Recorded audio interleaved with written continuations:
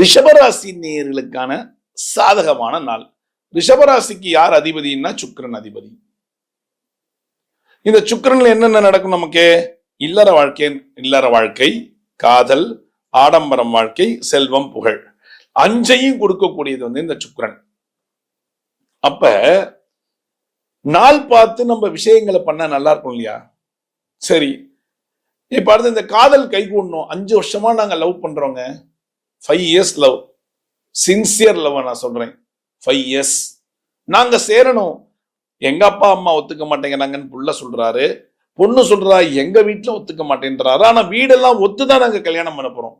அப்படிங்கிற காதல் நிறைவேறணும்னா நான் சொல்ற இந்த விஷயத்த பண்ணுங்க. சுக்கிரஹோரையில சனி அல்லது புதன்கிழமை எடுத்துக்கோங்க.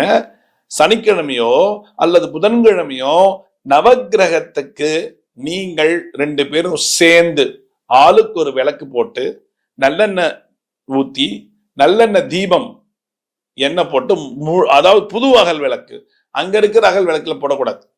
புது அகல் விளக்கு எடுத்துட்டு போய் அந்த சுக்கிரஹோரையில சனி அல்லது புதன்கிழமை நீங்க இந்த விளக்க போட்டீங்கன்னா உங்க காதல் கைகூடும். சரி, காதல் கைகூடும். சரிங்க, இல்லற வாழ்க்கையில பிரச்சனையா இருக்கு, என்ன பண்ணலாம்?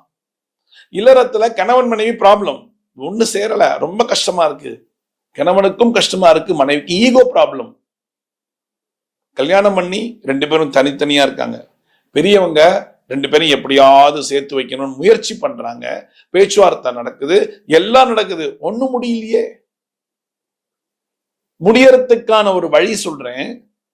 அவங்களும் சுக்கிரஹோரையில ஆஞ்சநேயர் இருக்காங்க இல்லையா, ஹனுமனுக்கு சுக்கிரஹோரையில நல்லெண்ணெய் தீபம் ஏற்றி வர, எத்தனை நாள் ஏற்றணும் தெரியுமா? 9 வாரம் ஏற்றி வர உங்களுக்கு கணவன் மனைவி ஒன்றாக சேருவார்கள். இது அடுத்தது. இந்த எண்ணெய் ஏத்த விடமாட்டேன்றாங்க கோவில்ல, அப்படிங்கிற பட்சத்துல 1/2 லிட்டர் நல்லெண்ணெய் வாங்கி ஆஞ்சநேயர்கிட்ட வைக்கணும். நீங்க சொல்லிடுங்க, இந்த அர்ச்சகர்கிட்ட சொல்லி இந்த ஆஞ்சநேயர்கிட்ட வச்சிருங்க அப்படின்னு சொல்லிட்டீங்கன்னா வச்சிருவாங்க. இது இல்லற வாழ்க்கை நன்றாக இருக்க. நான் நல்லா படிச்சிருக்கேன், மீடியால பெரிய ஆளாகணும்னு ஆசை எனக்கு. இல்ல, நான் ஜேர்னலிசம், ஒரு மிகப்பெரிய ஒரு பத்திரிகையாளராக வரணுங்கிற ஆசை, எவ்வளவோ ஆசை இருக்கு எனக்கு.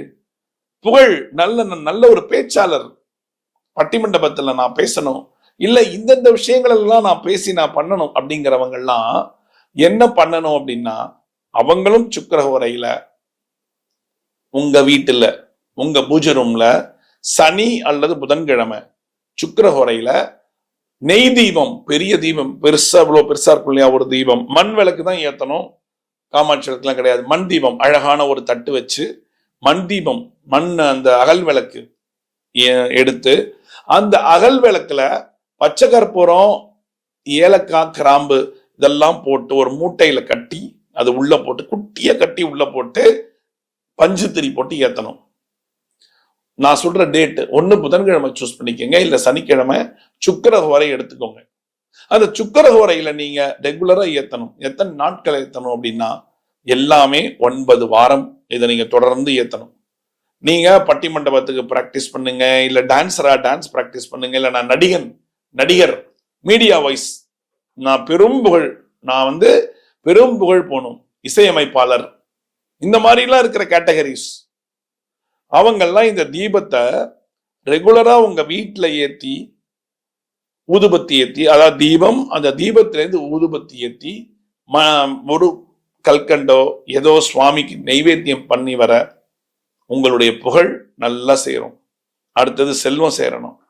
செல்வத்துக்கும் சுக்கிரன் தான், செல்வம் சேர வேண்டும். அந்த சுக்கிரனை நம்ம எப்படி கொண்டாடணும்? அப்ப செல்வம் சேர்ந்தாதான் நமக்கு வாழ்க்கை இல்லையா?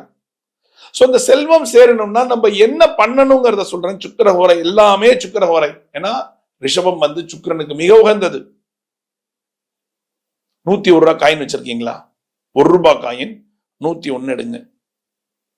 101 எடுத்துட்டு ஒரு சின்னதா ஒரு பிளேட், ரவுண்டா ஒரு பிளேட் எடுத்து அந்த காயின் அதுல போட்டுக்கோங்க. இது நீங்க செய்யக்கூடியது 3 மாதங்களுக்கு இதை செய்யணும். சனிக்கிழமையும் புதன்கிழமையும், புதன் சனி மாறி மாறி மாறி கரெக்டா ஞாபகம் வச்சுக்கோங்க. 3 மாதங்கள் முடிந்து அது என்ன பண்ணணும்னா ஒரு பிளேட்ல 101 ரூபா காயினை வச்சுட்டு கரெக்டா புதன்கிழமை காலங்காத்தால 6 to 7 பண்ண வேண்டிய வேலை. என்ன பண்ணணும்னா அந்த காயினை அப்படியே சவுண்ட் வர மாதிரி 3 தடவை பண்ணி வச்சிருங்க. இது செல்வம் சேருவதற்கான வழி. என்ன சேரணும்?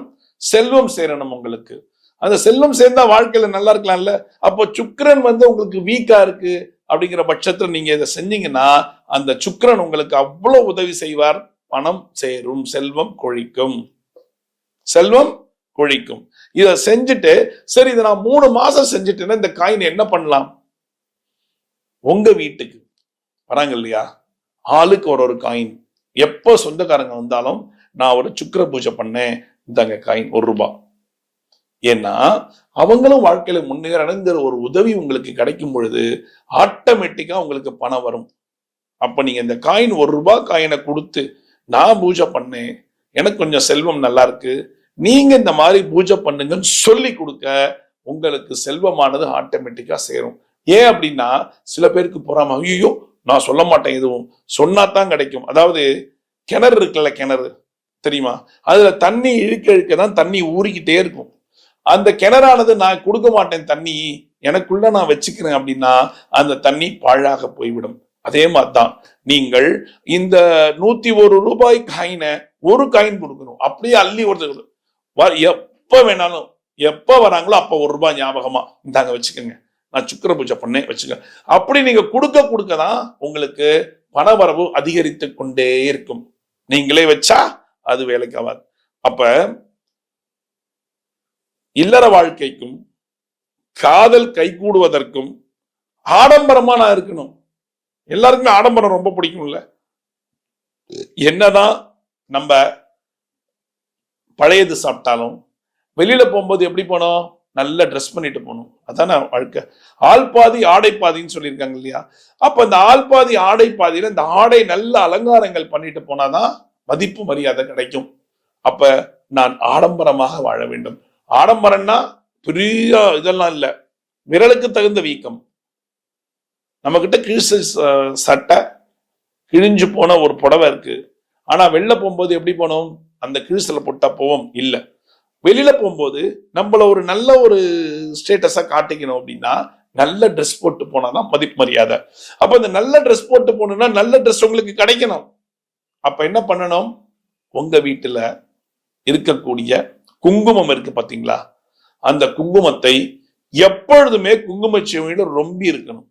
எப்பொழுதுமே குங்குமச்சிமிழ ரொம்ப இருக்கணும். அது என்ன பண்ணணும்னா சனிக்கிழமை புதன்கிழமை சுவாமியோட சன்னதியில உங்க வீட்டு பூஜை ரூம்ல ஒரு சின்ன பேப்பர்ல கொஞ்சோண்டு குங்குமத்தை கொட்டி அவங்களுக்கு கொட்டி வைக்கணும். வச்சுட்டு 10 நிமிஷம் இல்ல 15 நிமிஷம் இல்ல அரை மணி நேரம் கழிச்சு அந்த குங்குமத்தை எடுத்து உங்க வீட்டுல இருக்கிற ஷிங்க்லயோ இல்ல நான் செடி வச்சிருக்கையோ போட்டு தூவி வச்சிடலாம். இது மாதிரி ஒவ்வொரு ட்ரிப்பும் பண்ணணும். பண்ணிட்டு தீந்து போகும்போது குங்குமம் ஒப்பிடணும். இது எத்தனை வாரம் பண்ணணும்? 5 வாரம். அடுத்த 5 வாரத்துல பண்ணிட்டு அந்த குங்குமச்சிமிழ் எப்பொழுதுமே ரொம்பியே இருக்கணும் உங்க வீட்டுல. பாத்துக்கோங்க. இதெல்லாம் பண்ணீங்கன்னா உங்களுக்கு என்னென்ன கிடைக்கும்? இல்லற வாழ்க்கை சுகமா இருக்கும், காதல் என்பது கைகூடும், ஆடம்பரம் கிடைக்கும், செல்வம் கிடைக்கும், புகழ் கிடைக்கும். இந்த 5 உங்களுக்கு கிடைக்கிறதுக்கு யார் காரணம்னா சுக்கிரன். சரி, செய்யக்கூடாத நாள் எது? சுக்கிரனுக்கு மட்டும் செய்யக்கூடாத நாள் இருக்கு. அது என்ன நாள் தெரியுமா? பௌர்ணமி அன்னைக்கு வரும் புதன்கிழமை செய்யக்கூடாது. இப்ப புதன்கிழமை பௌர்ணமி வருதா, எதுவுமே செய்யாதீங்க. உங்களுக்கு உகந்த நாள் சனி புதன் சொல்லியிருக்கேன் இல்லையா? அப்ப வரக்கூடிய புதன் பௌர்ணமியோட சேர்ந்து புதன் வருது. அப்ப நிறைஞ்ச பௌர்ணமி இருக்கிற அன்னைக்கு தயவு செஞ்சு எதுவும் செய்யாதீங்க, செய்யக்கூடாது. அதுக்கு அடுத்தது அதே மாதிரி பௌர்ணமி சனிக்கிழமை வருதுன்னா செய்யக்கூடாது. இந்த 2 நாளும் பாத்துக்கோங்க. இந்த 2 நாளுமே எந்த காரியமுமே செய்யக்கூடாது. எப்படி? பௌர்ணமியோட புதன் இல்ல பௌர்ணமியோட சனி, இது 2 நாள் வந்தா எந்த காரியமும் செய்யக்கூடாது. ஏன்னா உங்களுக்கு உங்க உகந்த நாள் சனி புதன். சரி, பாக்கி நாட்கள்ல காரியம் செஞ்சா, பாக்கி நாட்கள்ல புதுசோ இல்ல வேற ஏதாவது செஞ்சீங்கன்னாலும் உங்களுக்கு அந்த அளவு சக்சஸ் கிடைக்காது. அதான் உண்மை.